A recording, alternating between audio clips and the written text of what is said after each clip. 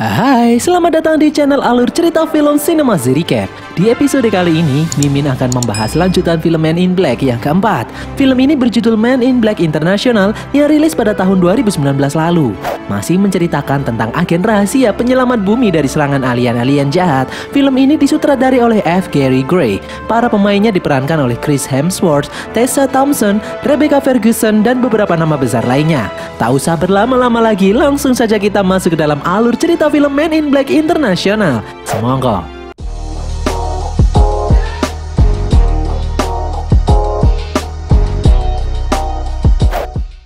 Di suatu malam yang dingin, tepatnya di Menara Eiffel, Paris, Prancis, dua orang agen MI5 yang bernama Agent T dan Agent H bekerja mencegah kedatangan alien yang bernama The Hive.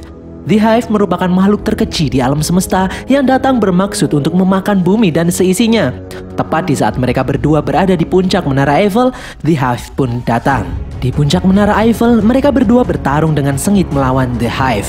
Lalu scene berpindah di Brooklyn 20 tahun yang lalu. Di sebuah rumah kecil, keluarga itu didatangi oleh makhluk kecil yang aneh. Beberapa saat kemudian, orang tua pemilik rumah didatangi oleh agen MI5 dan dineuralisasi. Namun anak pemilik rumah yang bernama Molly berhasil menolong makhluk itu untuk kabur. Molly memperhatikan aksi dua orang bersetelan hitam yang menangani orang tuanya. Namun mereka tidak menyadari Molly yang melihatnya dan Molly tidak dineuralisasi. 23 tahun kemudian, Molly mendaftarkan diri ke FBI. Dia mendapatkan skor yang sangat tinggi. Di saat petugas FBI menanyakan di divisi mana Molly akan mendaftar, Molly menjawab divisi agen yang menangani alien dari angkasa. Sang petugas pun kebingungan dan Molly yang sadar apa yang dia cari tak ada di sana pun tidak jadi mendaftar. Akhirnya Molly malah bekerja di sebuah startup kesehatan menjadi customer service. Di saat sedang bekerja, Molly malah membuka aplikasi yang mampu meretas data milik NASA. Aplikasi itu menunjukkan adanya objek anomali yang bergerak tidak semestinya. Dia pun bergegas pulang untuk melacak lebih lanjut objek yang barusan dilihatnya. Objek itu turun di New York. Dia pun langsung menuju lokasi, menaiki taksi. Setibanya di lokasi, Molly tidak menemukan apa-apa. Namun akhirnya dia sadar bahwa itu adalah tirai hologram yang menyembunyikan sesuatu di dalamnya. Molly pun masuk menembusnya. Dan benar sekali, Molly melihat beberapa petugas MI5 sedang menjemput seekor alien yang baru saja mendarat. Di saat para petugas itu pergi, Molly pun mengejar mereka di belakangnya. Ternyata Molly sudah mempersiapkan kostum yang mirip sekali dengan agen MI5. Akhirnya Molly menemukan lokasi persembunyian markas MI5. Molly langsung masuk dan sok akrab dengan penjaga pintu MI5. Dia pun langsung masuk ke dalam lift. Molly tidak tahu kalau penjaga pintu MI5 hafal setiap nama anggota MI5. Alhasil Molly yang menyusup ke dalam dengan mudah ditangkap oleh petugas yang ada di dalam. Molly kemudian diinterogasi oleh pimpinan MI5, Agent O. Molly menjelaskan kalau seumur hidupnya dia habiskan untuk belajar dan berlatih agar bisa bergabung dengan organisasi ini. Karena Molly terobsesi dengan alien dan kehidupan di luar angkasa. Agent O menjelaskan kalau MI5 tidak membuka pendaftaran, mereka hanya merekrut seseorang yang dikehendaki. Agent O tidak bisa menerima Molly. Molly lalu menjelaskan kalau dia saat ini tidak memiliki kehidupan seperti manusia seharusnya. Saat ini dia sebatang kara, tanpa hewan peliharaan, tanpa teman, tanpa keluarga, tanpa kekasih. Dia tidak memilikinya. Dia tidak memiliki siapapun yang bakal merindukannya. Agent O yang mendengarnya pun merasa kasihan. Dan akhirnya Molly diikutsertakan dalam menjalani training agent baru dengan nilai yang fantastis. Agent O kemudian menerima Molly dan sekarang dia telah resmi menjadi Agent M. Agent M pun mempersiapkan diri dengan memakai setelan terakhir yang akan dia pakai seumur hidupnya. Untuk misi pertama kali, Agent O menugaskan Agent M yang merupakan karyawan baru MI5 untuk bertugas di MI5 cabang London. Karena Agent O mencium sesuatu yang mencurigakan dan dia ingin Agent M menyelidikinya. Dia pun bergegas untuk pergi menuju London menggunakan kereta api antar benua milik MI5. Ya benar sekali, kereta ini melesat dengan kecepatan super melintasi samudera menuju London dengan waktu yang cukup singkat. Dan sampailah Agent M di dalam markas MI5 cabang London. Sama seperti markas MI5 New York, di sana ramai sekali alien yang sedang mengurus perizinan tinggal di bumi. Agent M disambut oleh pimpinan MI5 cabang London, Agent T, dan menyuruh Agent M untuk melihat-lihat sekitar membiasakan diri. Di atas meja kerjanya, Agent M mendapat merchandise dari Agent T, sebuah kompas. Sementara itu di belahan bumi lain di kota Marrakesh, Maroko, dua alien kembar mengerikan datang ke bumi. Alien itu meniru bentuk manusia yang dia temui di sana dan membunuh orang itu hingga meleleh. Dua alien kembar itu menuju sebuah toko barang antik. Mereka mengancam pemilik toko. Mereka ingin menemui sang ratu. Pemilik toko pun membukakan pintu rahasia di belakang tokonya. Di dalam terdapat alien-alien kecil seukuran bidak catur. Alien kembar itu meminta informasi mengenai alien yang berasal dari planet Jababian. Mereka ingin membunuhnya. Si alien kecil yang berbentuk pion menolak untuk membantu dan membuat dua alien kembar itu pun marah. Kembali ke London, Agent H terlihat ngebut di jalanan karena sepertinya dia terlambat untuk berangkat ke kantor MIB. Di dalam kantor, Agent M melihat Agent H yang berjalan memasuki ruangan. Banyak alien betina yang tergila-gila pada Agent H. Agent M lalu diberitahu kalau Agent H dan Agent T adalah pahlawan dan pernah menyelamatkan dunia dari serangan alien jahat yang bernama The Hive dengan cerdik menggunakan senjata deatomizer seri 7. Agent M yang mendengarnya pun tertarik ingin belajar dengan Agent H. Di dalam ruangan rapat, ternyata benar Agent H terlambat mengikuti rapat penting itu. Di dalam rapat, Agent T membahas tentang rencana kedatangan seorang anggota kerajaan planet Jababian yang bernama Fungus, yang akan singgah 1 hari di bumi sebelum melanjutkan perjalanan menuju galaksi Centaurus. MIB ingin menolak kedatangan Fungus, tetapi kaum Jababian yang kejam. Di saat mereka marah, mereka bisa menggilas bumi dengan kapal perang mereka dengan mudah. Beruntung Agent H merupakan teman lama Fungus. Agent T memerintahkan Agent H untuk menemani dan mengawasi Fungus di saat dia ada di bumi. Beberapa saat kemudian, Agent M menemui Agent H yang tertidur di mejanya. Agent M memuji prestasi Agent H yang pernah menyelamatkan bumi dari ancaman The Hive. Agent M ingin menjadi partner Agent H karena dia tahu saat ini Agent H bekerja sendirian. Kebetulan malam ini Agent H memiliki misi menemani Fungus. Dia pun bersedia ditemani oleh Agent M. Malam harinya, Agent H dan Agent M menuju klub malam alien tempat Fungus singgah di bumi. Mereka berdua memasuki sebuah taksi. Bukannya berjalan, kursi di dalam taksi itu malah meluncur ke bawah tanah menuju sebuah ruangan rahasia. Di dalamnya terdapat banyak sekali alien-alien yang sedang berpesta. Agent H kemudian menemui kawan lamanya, Fungus. Fungus mencoba menggoda Agent M yang datang bersama dengan Agent H. Di dalam klub, Agent M melihat gerak-gerik dua orang yang mencurigakan. Mereka adalah dua alien kembar yang sebelumnya datang di Maroko.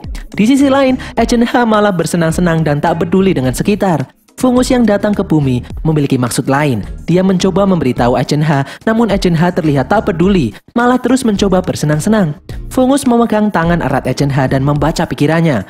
Fungus terlihat kaget dengan keadaan Agent H saat ini yang sudah berubah. Dua alien kembar yang ternyata mengincar Fungus itu menembakkan sesuatu ke arah Fungus, menancap tepat di leher Fungus dan membuatnya pingsan. Agent H membawa Fungus menuju mobilnya. Beberapa saat berjalan, mobil itu meledak dan terlempar. Agent H dan Agent M pun bergegas mendekatinya. Ternyata itu adalah ulah dua alien kembar. Alien itu mampu membuat aspal bergelombang dan melemparkan Agent H dan Agent M. Beberapa senjata dicoba untuk mengalahkan dua alien kembar itu, namun sia-sia. Alien kembar itu memiliki kemampuan merubah molekul benda padat menjadi benda cair. Agent M mencoba memeriksa keadaan Fungus. Saat didekati, Fungus memberitahu kalau Agent H telah berubah. Fungus tidak bisa mempercayainya lagi. Fungus kemudian memegang tangan Agent M dan merasakan kejujuran di dalam hatinya. Fungus pun dapat mempercayai Agent M. Fungus kemudian memberikan sebuah kristal kepada Agent M dan berkata, ada yang tak beres di dalam Man in Black. Fungus menjelaskan kalau hanya kristal inilah yang bisa menyelamatkan umat manusia. Fungus pun tewas sesaat setelah mengatakan hal itu.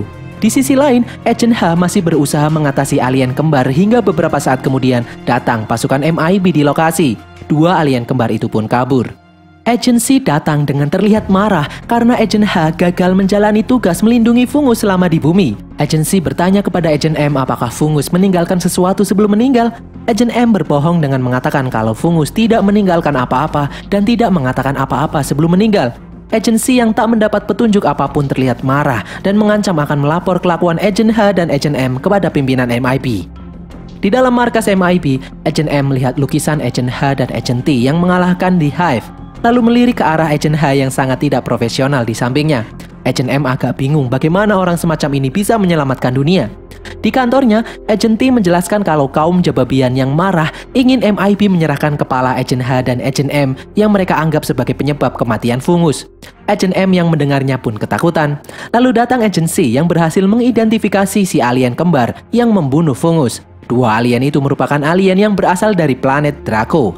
Agent H menyadari kalau planet Draco sudah hancur diserang oleh The Hive. Agent T lalu menjelaskan kalau The Hive tidak membunuh para korbannya, melainkan menginjeksi korbannya dengan DNA The Hive dan membuat korbannya tunduk menjadi budak The Hive. sehingga membuat alien kembar ini seolah-olah menjadi bagian tubuh luar The Hive.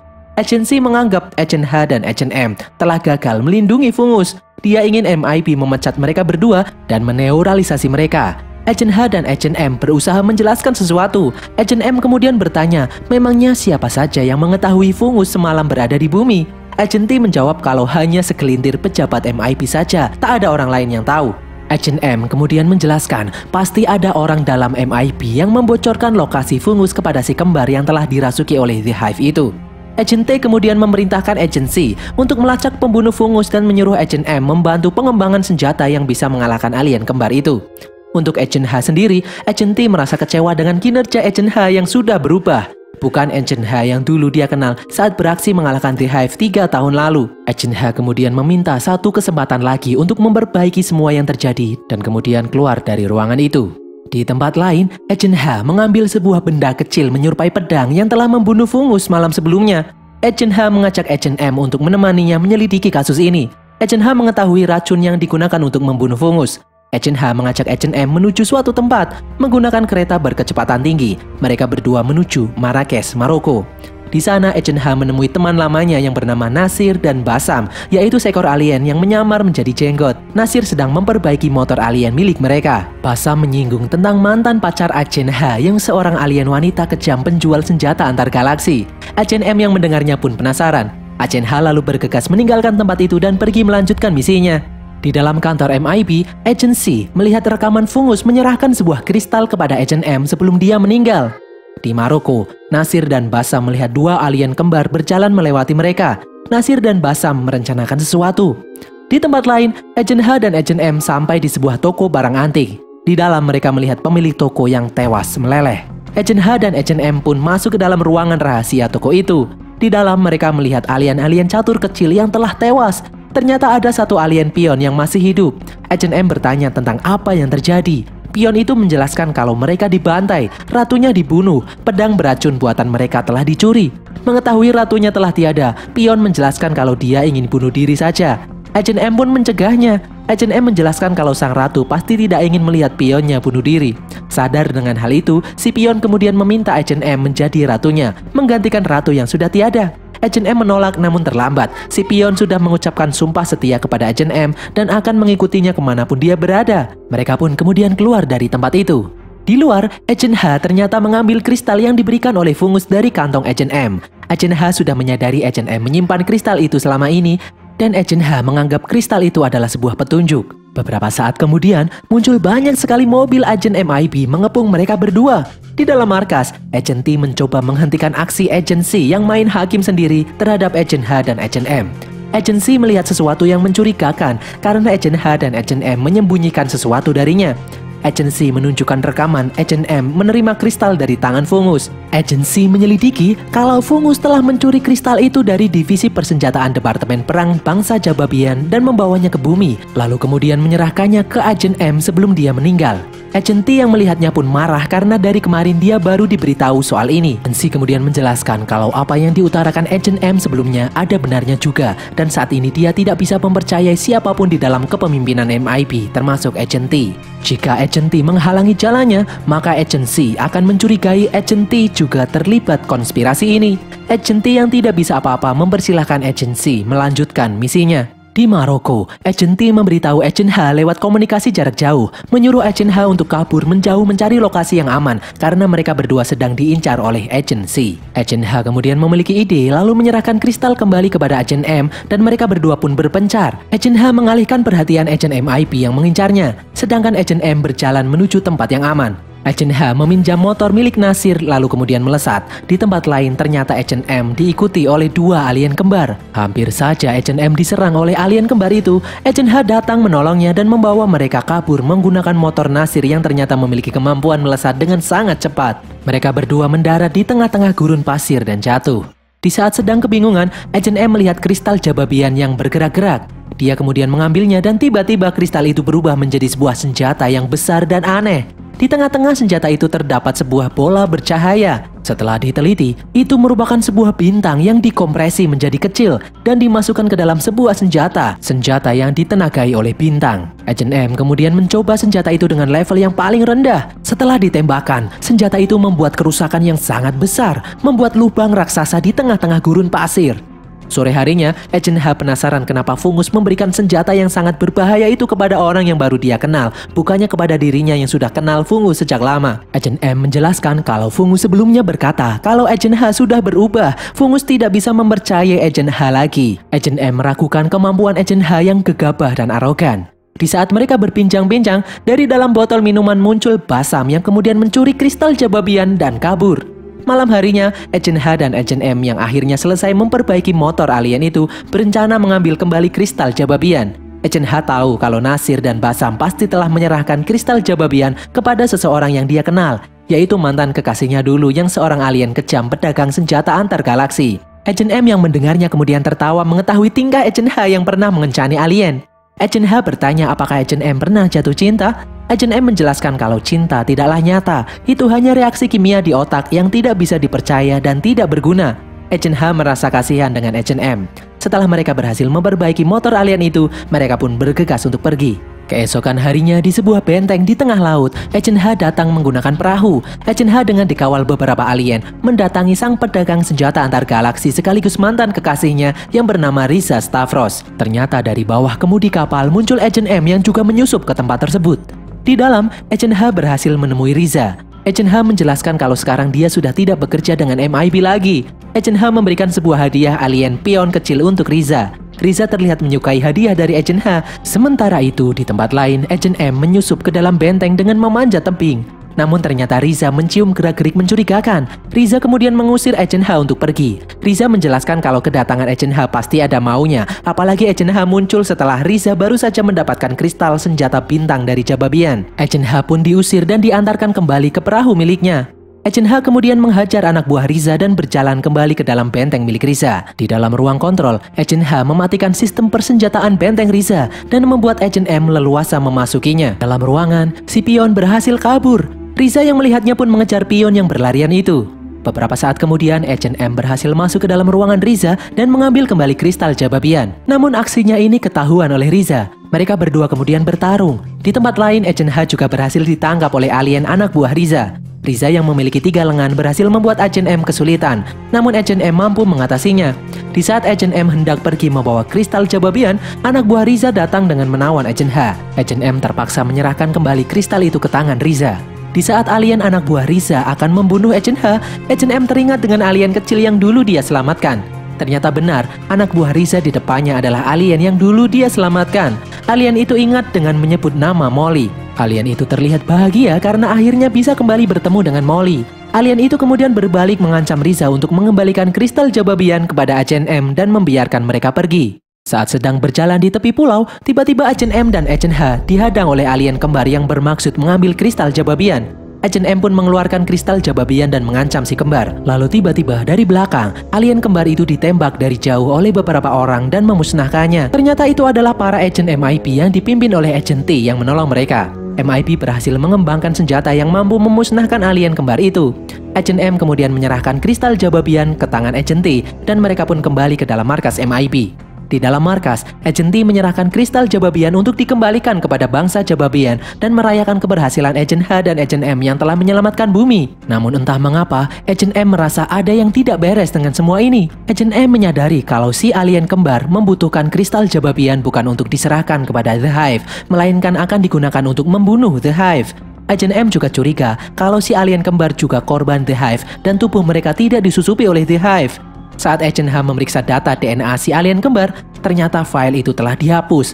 Dan satu-satunya orang yang berhak menghapus file adalah si pimpinan alias Agent T. Agent M curiga bagaimana bisa Agent T mengetahui lokasi mereka saat terakhir di benteng Riza. Agent M menyadari kalau kompas hadiah pemberian Agent T adalah sebuah alat pelacak. Di saat mereka berdua memeriksa kotak penyimpanan kristal Jababian, benar sekali, kristal itu telah lenyap.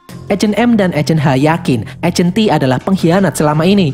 Lalu datang Agent C yang menyadari kalau Agent T saat ini pasti menuju Paris menyambut kedatangan The Hive. Agent H dan Agent M pun bergegas pergi menuju Paris mengendarai mobil super milik MIP. Dengan memencet tombol merah, mobil itu pun berubah bentuk menjadi pesawat berkecepatan tinggi dan melesat menuju Paris. Di perjalanan, Agent C memberitahu bahwa sebuah portal antar galaksi telah diaktifkan di Paris. Di dalam mobil, Agent H masih tidak percaya kalau Agent T mengkhianatinya. Padahal 3 tahun lalu dia dan Agent T pernah mengalahkan The Hive dengan cerdik menggunakan senjata De-Atomizer seri 7. Di saat Agent M penasaran detail kejadian masa lalu itu, Agent H malah mengulangi kalimat yang sama, yaitu dengan cerdik menggunakan senjata De-Atomizer seri 7. Dan sampailah mereka di Menara Eiffel, Paris. Di dalam lift, Agent M kembali bertanya cara mengalahkan The Hive. Agent H lalu menjawab hal yang sama lagi, yaitu dengan cerdik menggunakan senjata De-Atomizer seri 7. Hal ini membuat Agent M sadar kalau 3 tahun lalu mereka tidak mengalahkan The Hive. Agent M kemudian sadar kalau Agent T pasti sudah meneuralisasi Agent H untuk melupakan masa lalu dan membuatnya inkompeten dalam bekerja. Sehingga sebelumnya dia selalu ceroboh dan arogan dalam pekerjaan. Sesampainya di puncak Menara Eiffel, ternyata benar, di sana sudah ada Agent T yang menanti mereka. Agent T membuka portal memanggil The Hive untuk datang ke bumi. Saat didekati, Agent T berubah bentuk menjadi wujud yang mengerikan. DNA-nya telah dirasuki oleh The Hive. Monster T menyerang Agent H dan lalu berjalan menuju portal untuk menyerahkan kristal Jababian kepada The Hive. Agent M yang berusaha menyerang Monster T malah terlempar memasuki portal menuju The Hive. Beruntung si pion berhasil menyelamatkan Agent M, menariknya kembali memasuki bumi.